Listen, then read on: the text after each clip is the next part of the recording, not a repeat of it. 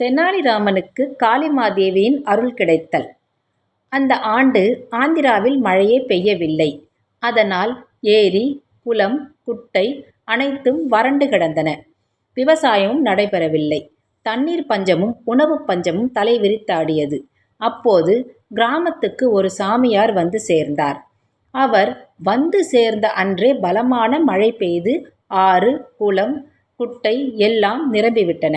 சாமியார் வந்ததன் காரணமாகத்தான் நல்ல மழை பெய்துள்ளது என்று எண்ணிய அவ்வூர் மக்கள் சாமியாரை வாயார புகழ்ந்து அவரை வணங்கி ஆசி பெற்றனர். இதை பார்த்து கொண்டிருந்த தெனாலிராமன் கலகலவென சிரித்து கொண்டிருந்தான்.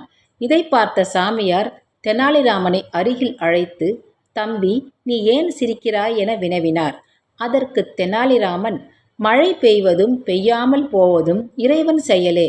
அப்படி இருக்க தாங்கள் வந்தவுடன் தங்கள் மகிமையால்தான் மழை பெய்துள்ளது என்று மக்கள் எண்ணுவது ஒரு பனை மரத்தில் நன்கு பழுத்துள்ள பனம்பழம் கீழே விழும் நேரத்தில் காக்கை உட்கார்ந்ததாம்.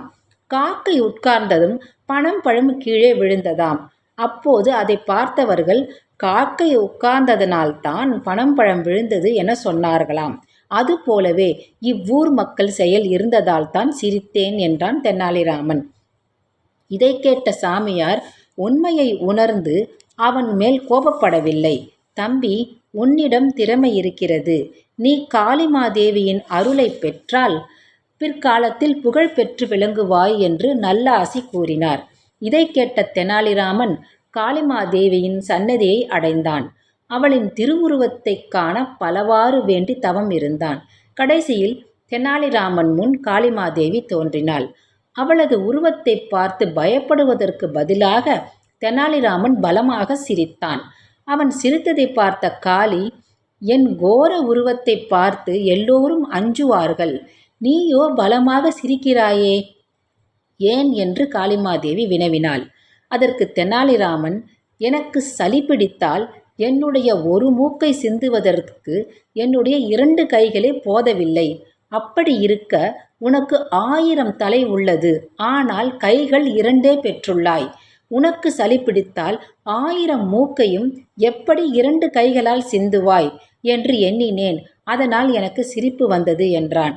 இதை கேட்டதும் காளிமாதேவியே சிரித்துவிட்டாள். பின், மகனே, உன்னை ஆசிர்வதிக்கிறேன். பெரும் பேரும் புகழும் பெற்று திகழ வேண்டும்.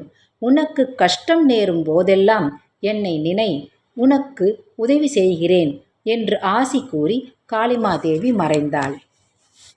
தெனாலிராமனும் ஆசி பெற்று வீடு திரும்பினான். நன்றி, வணக்கம்.